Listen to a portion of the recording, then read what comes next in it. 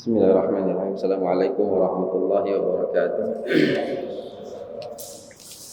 Innal hamdalillah nahmaduhu wa nasta'inuhu wa nastaghfiruh wa na'udzu billahi min shururi anfusina wa min sayyiati a'malina.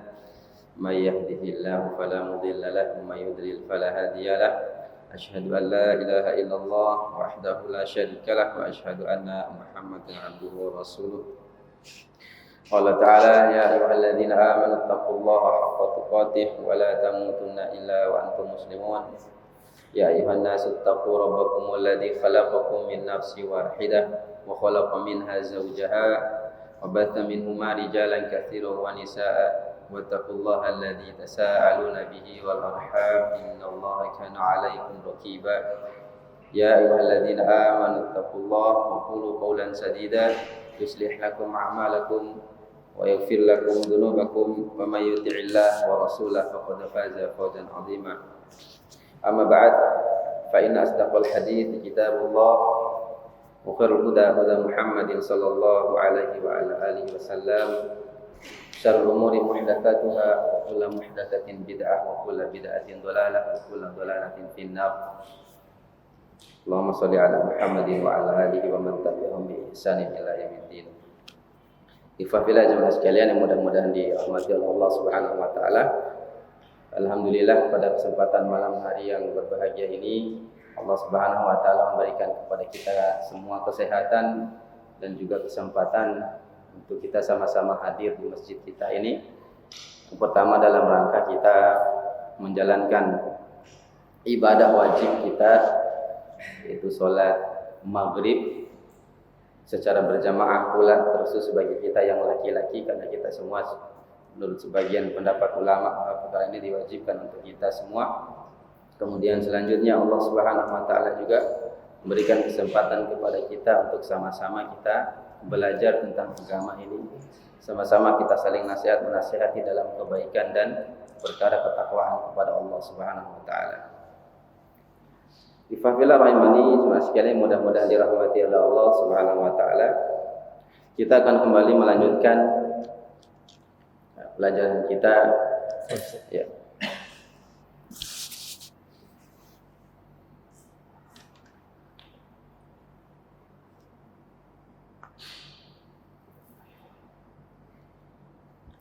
Kita akan kembali melanjutkan pelajaran kita tentang kitab ini, di dalam kitab ini yaitu kitab Riyadhus Shalihin yang ditulis oleh Al-Imam An-Nawawi rahimahullah, yang disyarah oleh Al-Imam Syekh Utsaimin rahimahullah.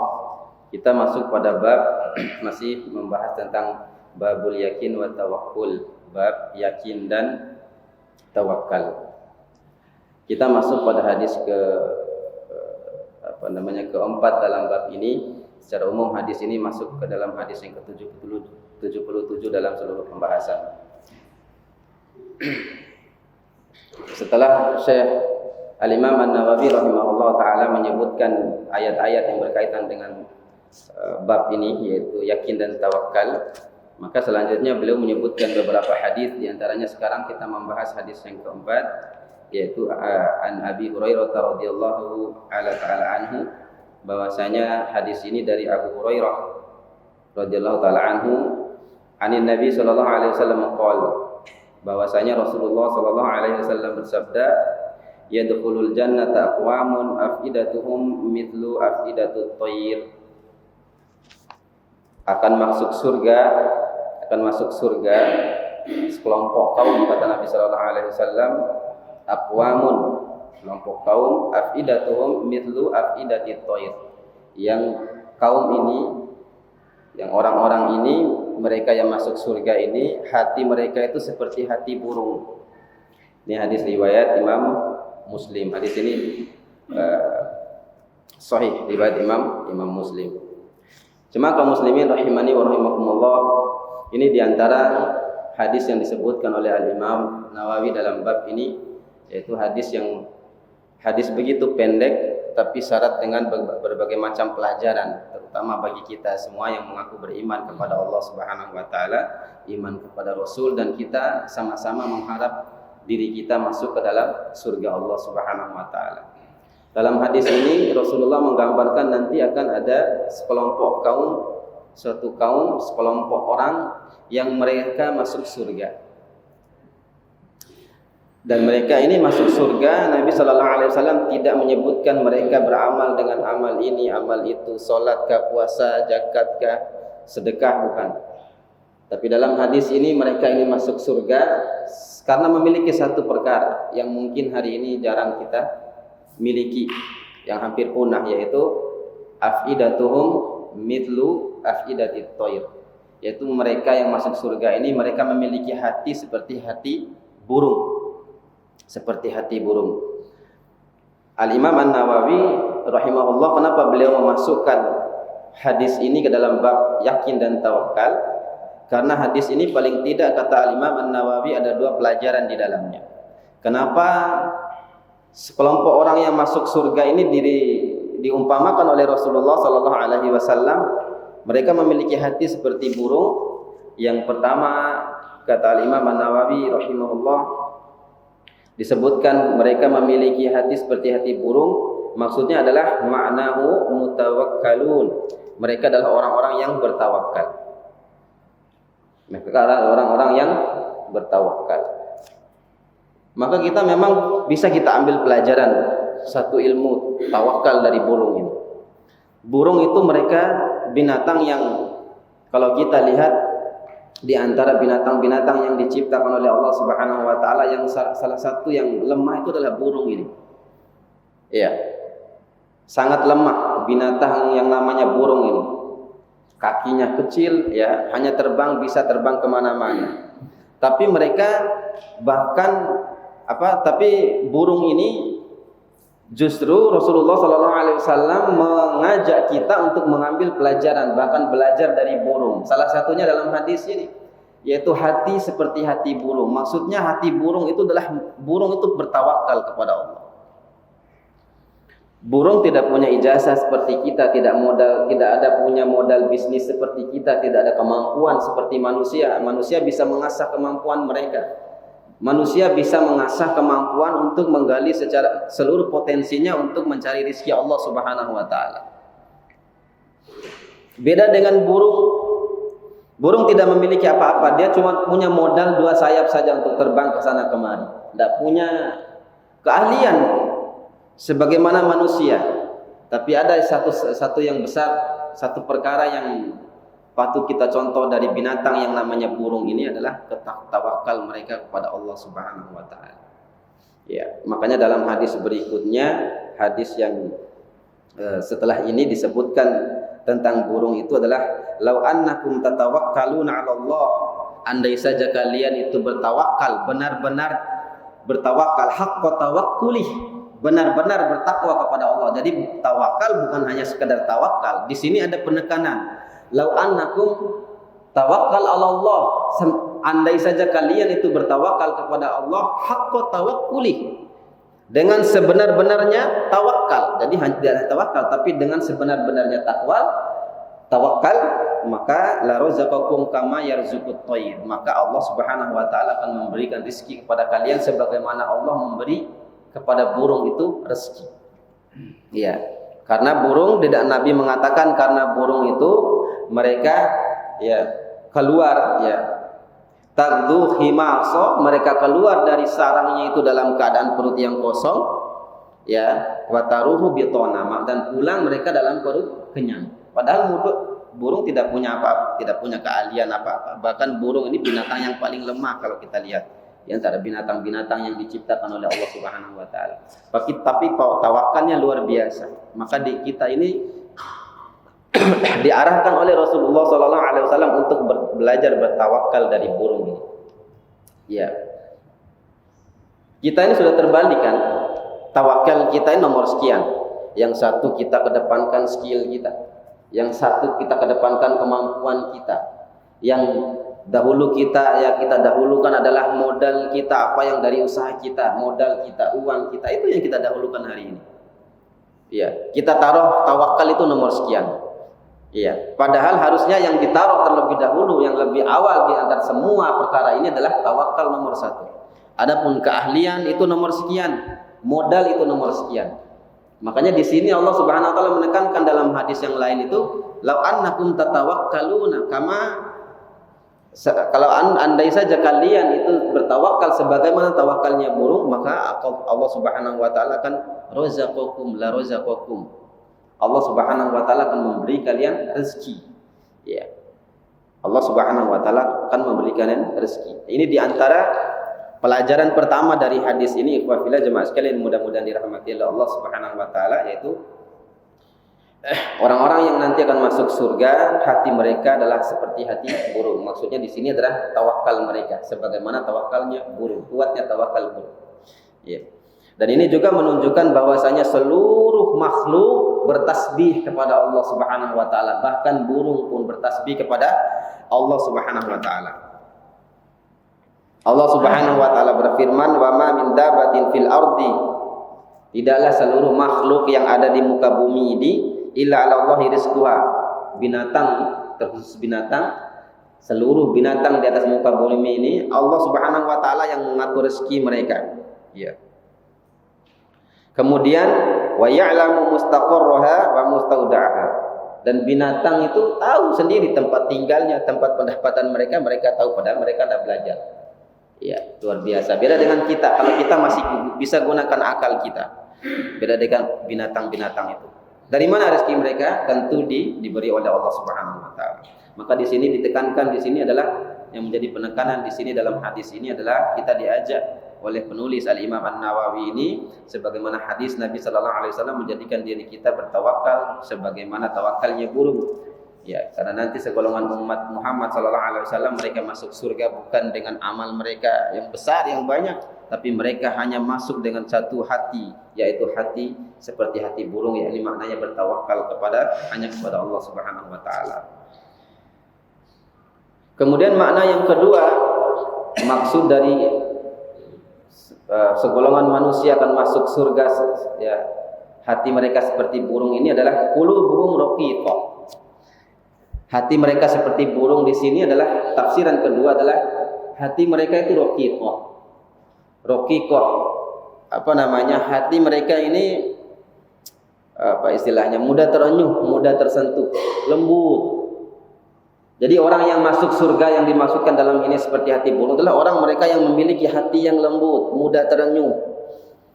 Melihat saudaranya yang kesusahan, dia sedih sebagaimana saudaranya sedih. Ya. Melihat saudaranya yang kekurangan, dia sedih sebagaimana dia merasakan saudaranya yang kekurangan. Raqiqah, lembut. Begitu juga ketika mungkin melihat perkara-perkara yang membuat dia takut, cepat lekas-lekas dia mengingat Allah Subhanahu wa taala. Raqiqah, lembut hatinya. Lihat orang meninggal, dia sedih orang meninggal dan dia takut. Jangan-jangan dia akan meninggal seperti orang ini. Ketika mengantar jenazah, ya, dia sepanjang jalan dia merenungkan nasibnya. Sebagaimana nasib jenazah ini. Ini qulubuhum raqiqah, mudah terenyuh. Ya. Dari hatinya itu lembut, tidak keras hati. Ya, makanya para ulama termasuk Al-Imam Hasan Al-Basri rahimahullah banyak menasihatkan ketika mengantar jenazah. Beliau pernah ya mengatakan kepada saudara-saudara kaum muslimin yang lain pada saat itu, mereka melihat orang-orang yang sedang menangis mengiringi jenazah. Imam Hasan Al-Basri mengatakan seharusnya yang mereka tangis itu bukan jenazah diri mereka sendiri. Seharusnya yang mereka tangis itu bukan orang yang mati ini, tapi diri mereka sendiri. Karena orang yang sudah mati mereka sudah tahu apa hasil daripada perbuatannya dia sudah dapatkan. Tapi yang layaknya menangis itu adalah kita yang masih hidup ini. Kita harus memikirkan bagaimana nasib kita ketika kita mati nanti. Hasan Al-Basri seperti itu. Maka sepanjang jalan Hasan Al-Basri itu kalau mengantar jenazah lisannya berzikir. Terus berzikir, Pak. Beda dengan kita hari ini. Banyak justru main-main, ketawa-ketawa kan. Dari rumah ahlu mayyit sampai ke kuburan, masuk ke kuburan pun masih ketawa-ketawa kita ini. Tandanya hati kita ini tidak lembut. Bagaimana kita mau masuk surga dengan hati yang penuh kotoran seperti itu. Para ulama kita tidak begitu ya, ikhwah, jemaah sekalian, mudah-mudahan dirahmati Allah Subhanahu wa taala. Ya. Dan ini bisa jadi disebabkan karena dosa kita, karena maksiat kita kepada Allah Subhanahu wa taala. Menjadikan hati kita ini keras, ya, menjadikan hati kita ini keras. Ya. Para ulama, mereka ketika dibacakan ayat-ayat Allah Subhanahu wa taala, menetes air mata mereka, bergetar tubuh mereka, ada yang pingsan bahkan. Ya. Begitu lembut hati mereka ini. Ya. Hati mereka begitu lembut kalau melihat perkara-perkara yang berkaitan dengan kematian, seolah-olah mereka lah yang ditimpa dengan kematian itu. Ya. Ya. Jangan sampai hati kita seperti hati orang-orang kafir, orang-orang munafik. Orang-orang kafir, orang-orang munafik, Allah sifatkan hati mereka ini ya keras. Summa qasat qulubuhum min ba'di dzalika fahiya kal hijarati aw ashaddu qaswa. Kemudian hati mereka ini menjadi keras. Kerasnya hati mereka ini bukan keras begitu saja. Setelah para nabi, ya, para anbiya, para rasul mendatangkan dalil, mendatangkan hujah kepada mereka untuk mengikuti agama Islam ini, tapi mereka justru menolak Islam ini. Qasat qulubuhum min ba'di dzalika fahiya kal hijarati aw ashaddu qaswa. Jadi kerasnya hati manusia ini, terutama mereka yang membangkang dari ayat-ayat Allah, peringatan-peringatan Allah, fahiya kal hijarati aw ashaddu qaswa. Kerasnya itu seperti batu, bahkan lebih keras dari batu. Allah Akbar. Ini Allah yang mengatakan. Kalau batu, kita lihat batu yang keras itu seolah-olah tidak ada benda yang lebih keras dari batu. Kalau kita lihat batu, apalagi ada batu yang licin hitam, itu kerasnya itu luar biasa. Itulah diumpamakan oleh Allah hati manusia yang keras, tidak mau menerima ayat-ayat Allah, tidak mau menerima nasihat, hati tidak pernah tersentuh oleh nasihat. Qasat qulubuhum min ba'di dzalika fahiya kal hijarati aw ashaddu qaswa. Keras hati mereka. Aw ashaddu qaswa, bahkan hati mereka lebih keras dari batu. Allahu Akbar.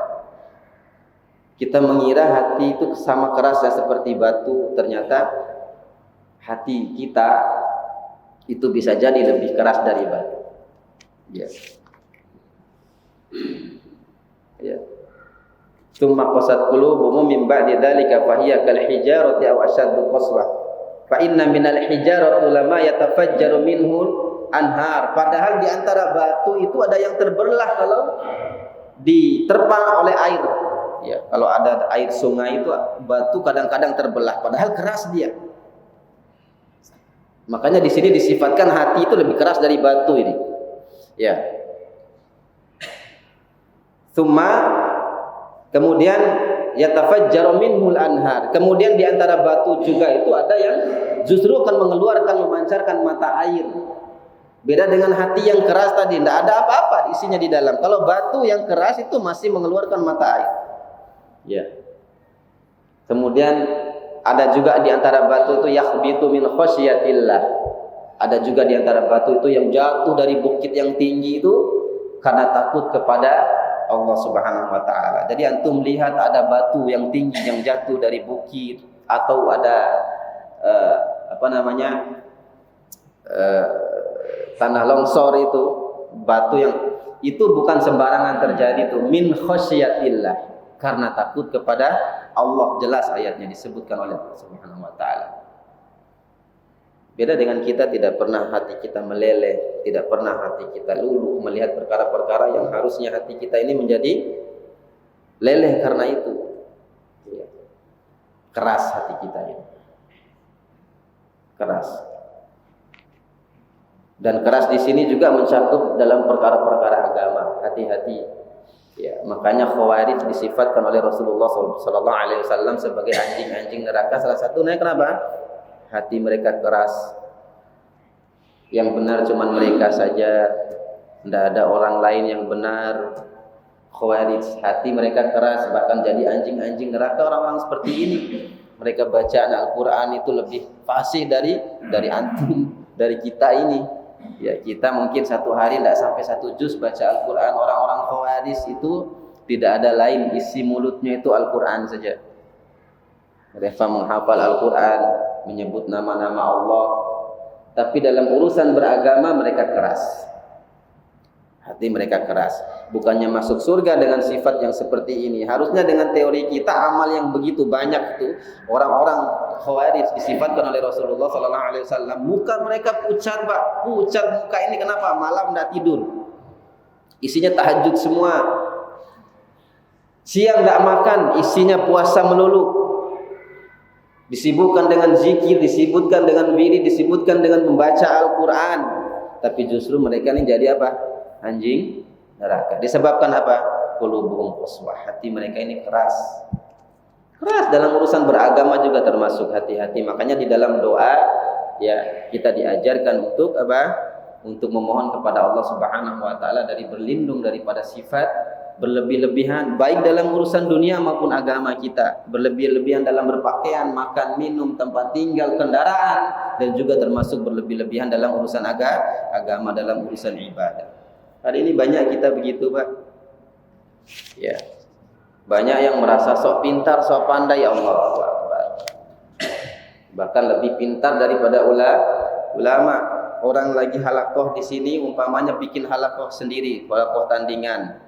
Tidak benar si nuntut si fulan itu. Hatinya keras. Padahal coba kalau disuruh surat baca Al-Fatihah aja tidak bisa itu.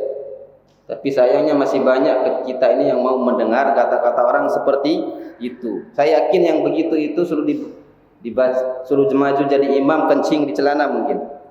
Iya.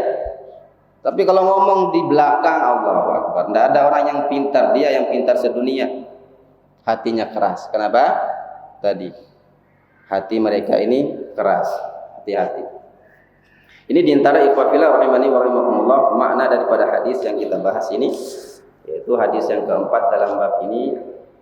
Rasulullah SAW mensifatkan bahwasanya akan ada orang-orang yang nanti masuk surga yang memiliki hati seperti hati burung. Mudah-mudahan Allah Subhanahu wa taala menganugerahkan kita semua hati seperti hati burung ini, yang memudahkan kita berjalan menuju surga Allah Subhanahu wa taala. Kemudian selanjutnya ikhwafillah jemaah sekalian, hadis yang selanjutnya dalam bab ini adalah hadis dari Jabir radhiyallahu taala anhu. Ya. Jabir mengatakan annahu ghaza ma'a Rasulullah sallallahu alaihi wasallam, bahwasanya Jabir ini pernah berangkat berperang bersama Nabi sallallahu alaihi wasallam qibala Najdin. Ya, pergi berangkat berperang menuju daerah yang namanya Najd. Najd hari ini tuh di Irak. Ya, daerah Irak. Najd tempat kelahiran ulama-ulama Najd ya. Syekh Muhammad bin Abdul Wahhab rahimahullah dan ulama-ulama yang lain banyak lahir di sana. Yang hari ini ulama-ulama Najd ini banyak dijadikan kiblat masalah akidah oleh ulama-ulama Saudi hari ini. Jadi Nabi sallallahu alaihi wasallam dalam hadis ini pernah berangkat berperang ke Najd. Falamma qafala, kemudian setelah itu Rasulullah sallallahu alaihi wasallam qafala ma'hum ya, kembali juga para sahabat Nabi sallallahu alaihi wasallam. Fa adrakathumul qailah fi wadin katsiril adha.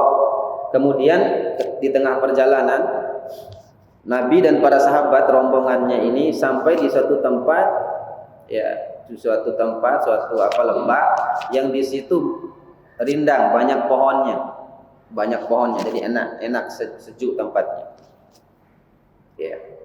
Fanajala Rasulullah sallallahu alaihi wasallam. Kemudian Rasulullah sallallahu alaihi wasallam mampir di situ bersama para sahabat tentunya. Mampir di tempat itu. Beristirahat. Fatafarraqan nasu yastadilluna bisyajari. Kemudian orang-orang Nabi dan para sahabat ini berpencar. Mereka milih-milih pohon ini untuk berlindung. Jadi saling cari tempat untuk berlindung. Hanya berpencar semua, cari tempat. Di masing-masing orang itu pilih tempat-tempat sendiri. Wa najala Rasulullah sallallahu alaihi wasallam tahta samurah. Kemudian Nabi memilih satu tempat yang namanya samurah. Samurah ini disebutkan di sini, jelaskan samurah itu maksudnya adalah satu pohon yang rindang ya. Pohon yang rindang. Maka di sini juga para ulama menjelaskan di sini ada adab. Ini ada para sahabat, jadi ketika ada sampai di tempat-tempat seperti ini, ya mereka mendahulukan sahabat. Jadi tidak berani mereka ini cari tempat yang rindang ya. Jadi Nabi itu dikasih ke tempat yang biasa saja. Jadi mereka tidak. Ini adab, termasuk adab. Ada para sahabat begitu. Begitu juga kita mungkin hari ini. Ya, kalau ada di tengah kita orang yang lebih tua dari kita, ya, yang orang yang sekiranya pantas untuk dihormati, maka dahulukan mereka. Umpama ada di tengah-tengah perjalanan kita, ya kita butuh tempat berteduh dan seterusnya, biarkan mereka dulu, jangan kita dulu ulu raka lalu Allah Akbar. Ya, tidak ada adab gitu. Ini ada contoh dari Nabi dan para sahabat. Maka Rasulullah itu dibiarkan di tempat yang paling banyak, paling rindang di situ. Kemudian fa'alaqa biha sayfahu. Kemudian Nabi sallallahu alaihi wasallam menggantungkan pedangnya di pohon itu. Jadi sambil berteduh Nabi menggantungkan pedang di salah satu cabang pohon itu. Wa nimna naumatan. Kemudian kami semua tidur. Nabi dan para sahabat pun semua tidur, beristirahat maksudnya. Fa idza Rasulullah sallallahu alaihi wasallam yad'una. Kemudian tidak lama dari tidur, ketika tidur itu tiba-tiba Nabi berteriak, memanggil kami semua, kata para sahabat. Jadi Nabi berteriak memanggil kami semua. Wa idza indahu arabi. Ternyata di sisi Nabi itu sudah ada seorang badui, seorang orang musyrik. Ini ceritanya mereka ini orang musyrik, orang badui, Arabi. Ya, seorang musyrik badui. Ya. Faqala, maka Nabi sallallahu alaihi wasallam mengatakan kepada para sahabat. Jadi Nabi menjelaskan ceritanya kepada sahabat tadi yang dipanggil, sebuah sahabat berkumpul ya menemui Nabi sallallahu alaihi wasallam, kemudian Nabi bercerita tentang laki-laki ini. Inna hada, ya, sesungguhnya laki-laki ini iftaratu ala sayfi wa ana naim. Dia mengambil pedangku dalam keadaan aku tertidur tadi. Tadi laki-laki ini dia mengambil pedangku dalam keadaan aku tertidur. Ya. Fastaiqatu wa huwa fi yadihi sultan. Kemudian saya tiba-tiba bangun, ternyata dia sudah ada di hadapan saya dan pedang saya itu sudah di tangan dia. Tangan orang musyrik tadi. Kan Nabi tadi tidur kan. Nabi tertidur, tiba-tiba dia ini datang, tidak ada yang tahu, tidak seorang pun sahabat yang tahu karena semuanya tertidur. Ya, akhirnya dia datang ambil sembunyi-sembunyi dia ambil pedangnya Rasulullah SAW, kemudian dia menodongkan pedang itu kepada Rasulullah tepat di atas lehernya ini. Dia tinggal ditarik saja, ini Nabi sudah habis sudah Rasulullah SAW. Ya. Kemudian ya kemudian Rasulullah mengatakan pada laki-laki, kemudian laki-laki itu berkata kepada Nabi SAW. Jadi ceritanya ini dia posisinya pegang senjata Nabi. Nabi dalam keadaan tertidur dan laki-laki ini ketika memegang senjatanya Rasulullah SAW, pedangnya Rasulullah, dia menodong ke arah Rasulullah SAW. Dia mengatakan kepada Rasulullah, Man yamna'uka minni, siapa yang bisa menghalangi aku untuk membunuhmu? Allah. Siapa yang bisa menghalangi aku untuk membunuhmu? Kata orang ini, kata badui musyrik ini yang ingin membunuh Nabi SAW. Qultu, maka Nabi SAW mengatakan Allah salasan. Aku bilang Allah, Allah, Allah. 3 kali Nabi mengatakan. Ya. Kemudian walam yu'aqibuhu wa jalasa. Kemudian tiba-tiba dia bergetar, terduduk, pedangnya itu langsung jatuh. Mendengar apa? Mendengar kalimat yang diucapkan oleh Rasulullah SAW yaitu Allah. Ya. Mendengar kalimat yang diucapkan oleh Rasulullah SAW yaitu Allah. Hadis ini hadis muttafaqun alaih dan di bawahnya ini masih ada 2 teks hadis lagi yang mirip dengan ini tapi tidak perlu kita baca, redaksinya hampir sama. Hampir sama. Nah, ikhwafillah jemaah sekalian mudah-mudahan dirahmati oleh Allah Subhanahu wa taala.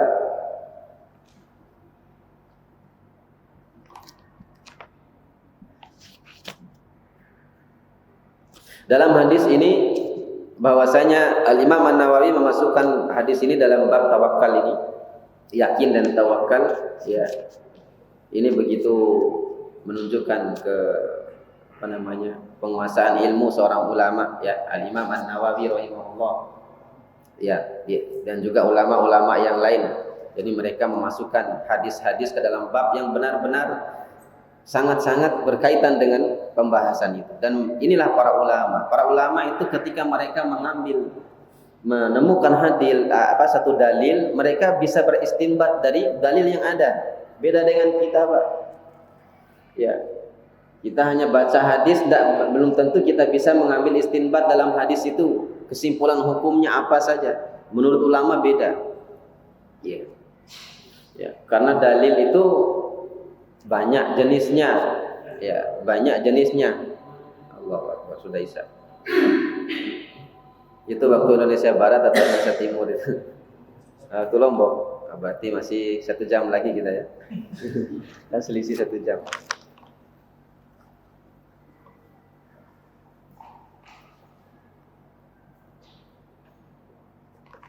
Dalam hadis ini diceritakan oleh Jabir ketika Nabi Shallallahu Alaihi Wasallam dan para sahabat yang lain berangkat berperang menuju Najd. Setelah selesai hajat itu mereka kembali dari peperangan. Mereka mampir di satu tempat yang ada pohon-pohonnya, yang di antara perjalanan itu yang paling rindang. Ya. Nah kemudian ketika sampai di satu tempat, Nabi dipilihkan satu pohon yang paling rindang di antara pohon-pohon yang ada untuk Nabi berteduh. Kemudian setelah itu para sahabat berpencar cari pohon-pohon sendiri untuk berteduh pula. Ya, kemudian Nabi Sallallahu Alaihi Wasallam dan para sahabat tidur dan Nabi menggantungkan pedang. Nah ternyata ketika itu ternyata ada orang musyrik yang mengikuti mereka, membuntuti mereka. Ya, ada orang musyrik yang membuntuti mereka. Ya, ternyata dia ini ingin membunuh Nabi Sallallahu Alaihi Wasallam.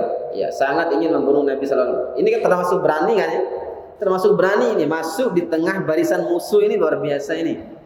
Ya, hatta orang sedang tidur sekalipun. Ya, kalau kemarin kita cerita anggota Taliban itu kan tidak sengaja dia masuk ya. Bukan sengaja dia itu tidak sengaja dia masuk ke barisan musuh orang-orang Soviet itu. Ya, orang musyrik Soviet. Tapi ini sengaja ini. Musuh Islam, musuh Rasulullah dan para sahabat sengaja masuk ke barisan Nabi Sallallahu Alaihi Wasallam. Ya, kemudian mengambil kesempatan ketika Nabi dan para sahabat sedang tidur, ditodongkanlah senjata ke arah Nabi Sallallahu Alaihi Wasallam. Nah, di sini kaitannya dengan hadis ini masalah tawakal adalah bagaimana Nabi Sallallahu Alaihi Wasallam itu tidak panik sedikit pun ketika ditodongkan senjata. Ya kan? Nabi tidak. Ketika orang musyrik ini, orang Badui ini mengatakan siapa yang bisa menghalangimu dariku sekarang, Nabi tidak kebingungan. Nabi tidak panik. Ini menunjukkan apa? Tawakalnya Rasulullah Sallallahu Alaihi Wasallam. Bahkan dengan tawakalnya Rasulullah Sallallahu Alaihi Wasallam, musuh yang tadi pegang senjata, pegang pedang, yang tinggal ditarik saja pedang itu karena sudah ada di leher Nabi Sallallahu Alaihi Wasallam, habis sudah Rasulullah. Ya, tapi begitu tawakalnya Rasulullah SAW ketika ditanya siapa yang bisa menghalangi kamu dariku sekarang untuk membunuhmu, kata Nabi SAW, Allah. Bergetar tangannya, pedangnya jatuh dan dia jatuh juga orangnya, bukan pedang saja yang jatuh ini, orangnya juga langsung jatuh terduduk. Pada saat yang sama Nabi merampas kembali pedang itu dan menodongkan kembali. Ini menunjukkan tadi apa? Tawakalnya Rasulullah. Bahkan dengan tawakal saja Nabi mengalahkan fulan. Nabi tidak ada riwayat menyebutkan Nabi ahli pedang, ahli karate, tidak ada. Ya. Tidak ada riwayat seperti itu yang menyebutkan Nabi ahli pedang terutama. Tapi apa? Nabi SAW mengalahkan dia hanya dengan satu tawakal kepada Allah Subhanahu Wa Taala. Dia menyebutkan Allah, musuh pun jatuh dengan sendirinya. Ya, sudah azan ya. Singkat cerita ada di dua riwayat yang disebutkan selanjutnya ada perbedaan sedikit ya, bahwasanya Nabi Sallallahu Alaihi Wasallam mengajak si fulan ini masuk Islam ya. Atashhadu an alla ilaha illallah wa anni rasulullah, apakah kamu mau bersaksi bahwasanya aku adalah tidak ada ilah selain Allah dan aku utusan Allah? Ketika Nabi menodongkan senjata, dia mengatakan, jadilah orang yang kesatria yang baik ya. Jadilah seorang kesatria yang baik, maksudnya perlakukanlah orang yang ketika lemah itu dengan baik begitu, maksudnya sudah memelas dia ini. Aku tidak kemudian dia mengatakan, aku tidak menerima tawaranmu wahai Muhammad, katanya. Hanya saja aku akan berjanji, aku tidak akan memusuhimu lagi, dan aku tidak akan bergabung dengan orang-orang yang memusuhimu. Ya, aku tidak akan bergabung dengan orang-orang yang memusuhimu. Kemudian di akhir ayat di hadis disebutkan orang ini kembali dan menasihati kaumnya.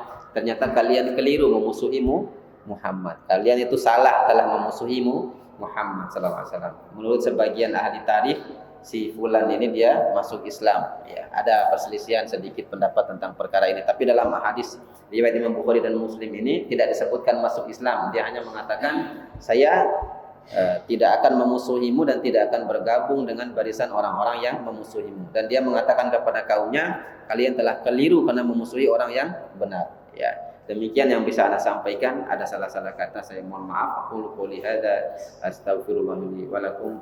Subhanakallahumma bihamdika asyhadu an la ilaha illa anta astaghfiruka wa atubu ilaik. Assalamualaikum warahmatullahi wabarakatuh.